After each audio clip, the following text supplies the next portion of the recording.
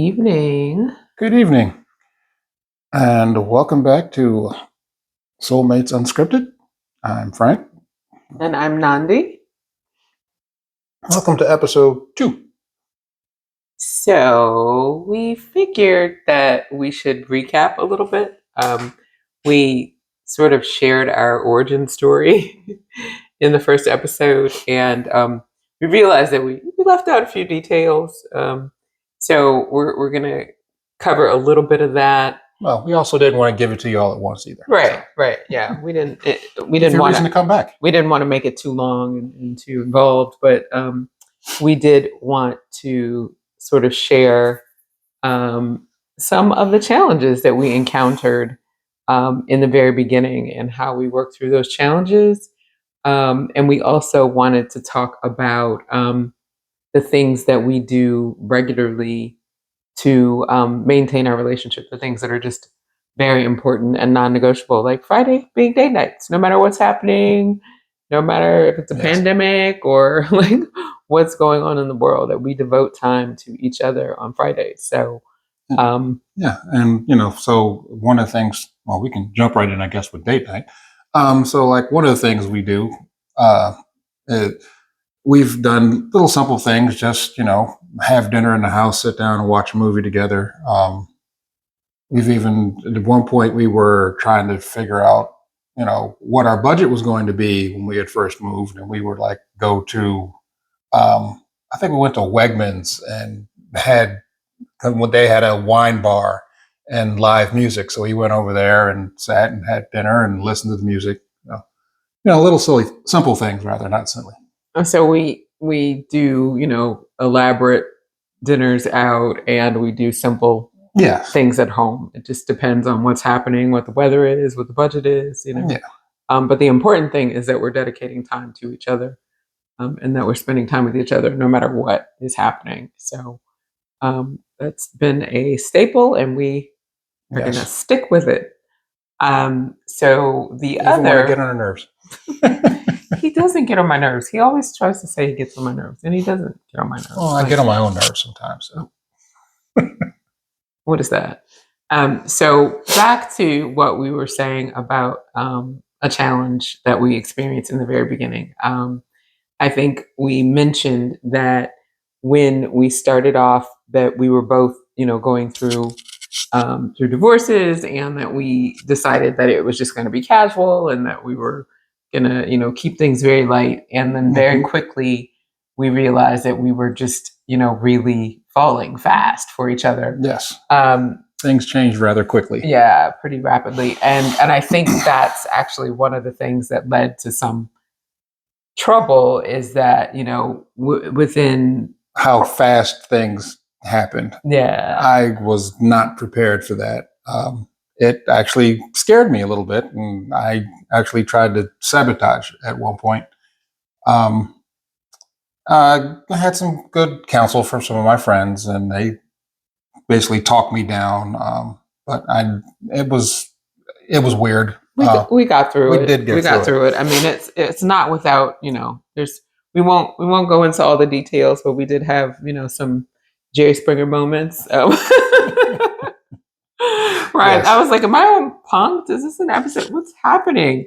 But yeah, we worked through it, and worked through realizing that both of us, honestly, were still healing from our previous relationships. And it was something that we were able to work through together, that we were able to talk through the things that were scary to us. Neither of us actually,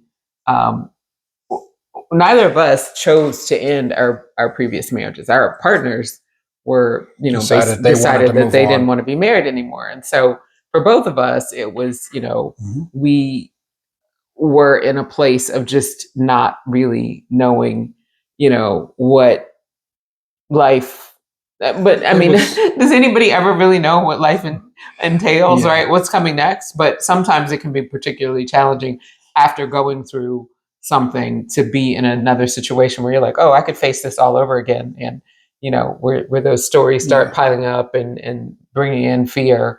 And that's basically what happened. And trying to navigate through, the emotions of going through a separation and things ending with your previous relationship, not going the way you had planned or wanted, obviously, and then trying to start a new relationship. Well, we weren't even sure we wanted an actual relationship. We just thought we were going to be hanging out at first, and then feelings got involved and things changed and it became a relationship. So one of the things that also scared him was that our families really, really connected. Yes. Like quickly and surprisingly quickly.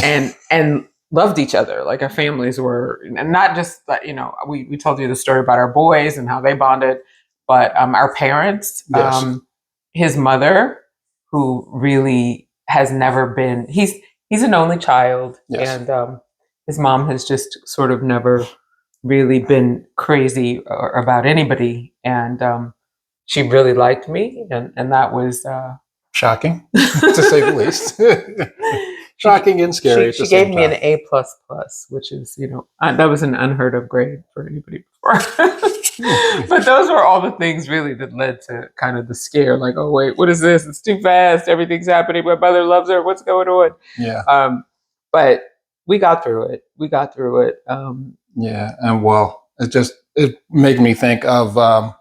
We took a trip to New Orleans at one point. I guess it was April, early on, and the only reason the time of year comes up is because we were down and somewhere shopping down in New Orleans, and Nandi found this coat, and it was a fall, winter coat, but it was April, and it was one of those things where didn't really need the coat, but the coat was just. It was a really, really nice coat, exquisite, if you were. And she was going back and forth on whether or not to get it. And I said, well, you're probably not going to find this coat ever again. And, you're here now, the coat's here. It's not like, it was some extraordinary amount of money. It was just kind of a weird time to even get it. But I was like, don't let the coat pass you. We'll just go ahead and grab the coat. And that's kind of, later on, it came up between us. When we were talking about how fast things were moving, and I said, it's kind of like the coat where we don't wait, don't let this pass you by. You're probably not going to find this again. So stop being scared and go ahead and do it. Yeah, I like that he was like, the coat is like us, babe. Yeah. We're like the coat. So that was a neat story.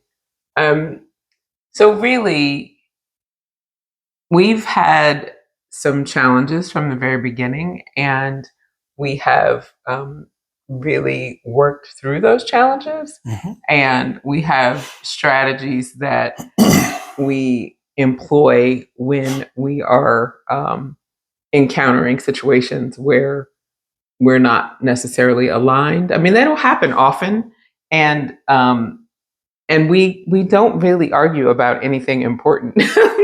No, every argument has been over something silly. Are for the most part very silly. Like a few of them over directions. Directions, yes. Like directions is like the number one thing that we argue about. Like directions, which is like so ridiculous. But the larger theme around that we both examined is the need to be right. And letting go of the need to be right. And, asking ourselves the question, like, what's more important? Is peace the most important thing? Is kindness the most important thing? Or is rightness the most important thing?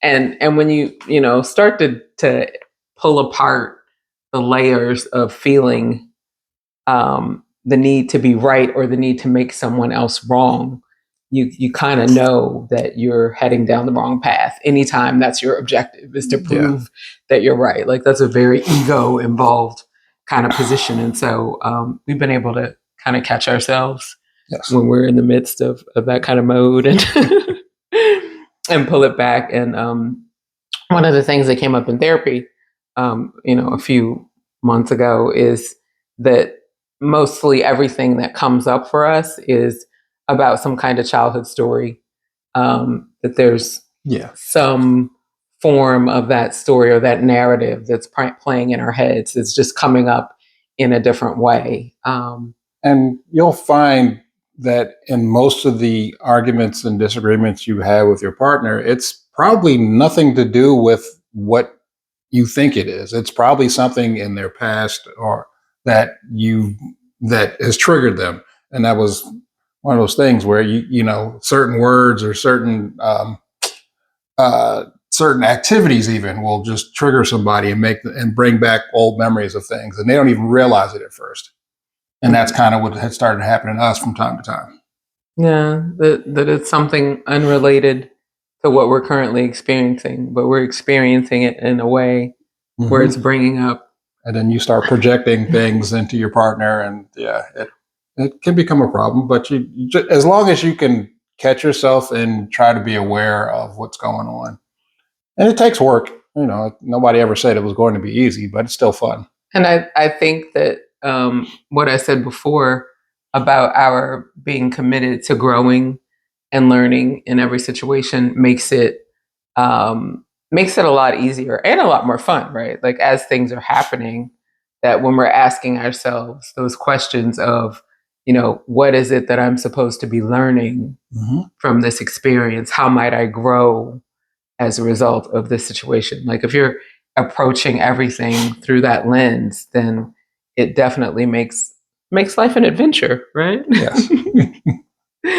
So, we are just like everybody else, figuring it out, finding our way. Like there are books and there are rules, but I think that exploring and learning as you go is really how it goes. And I was supposed to say in the beginning that we are doing this for information and entertainment purposes. Like we're not offering professional advice. We're not telling anybody we are not therapists. What they should be doing. Yes, we're not therapists.